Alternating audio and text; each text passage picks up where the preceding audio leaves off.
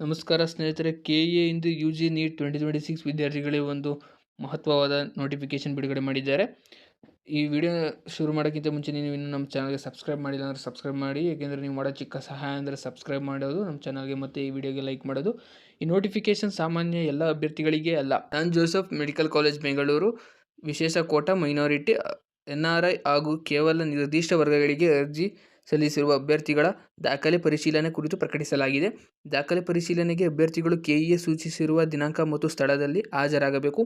Neat score card, KEA application, SSLC, PUC marks card, original, transfer certificate, minority ಅಥವಾ NRI ಸಂಬಂಧಿತ ದಾಖಲೆ ಸೇರಿದಂತೆ ಎಲ್ಲ ಮೂಲ ದಾಖಲೆಗಳನ್ನು ಕಡ್ಡಾಯವಾಗಿ ತೆಗೆದುಕೊಂಡು ಹೋಗಬೇಕು.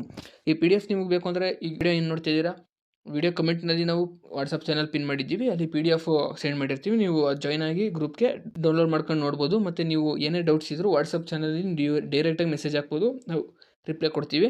ದಾಖಲೆ ಪರಿಶೀಲನೆ ಯಶಸ್ವಿಯಾಗಿ ಪೂರ್ಣಗೊಂಡ ನಂತರ ಮಾತ್ರ ಅಭ್ಯರ್ಥಿಗಳು ಸೆಂಟ್ ಜೋಸೆಫ್ ಮೆಡಿಕಲ್ ಕಾಲೇಜ್ಗೆ ಸಂಬಂಧಿತ ಕೋಟಾ ಸೀಟುಗಳಿಗೆ ಕೌನ್ಸಿಲಿಂಗ್ ಅರ್ಹರಾಗುತ್ತಾರೆ.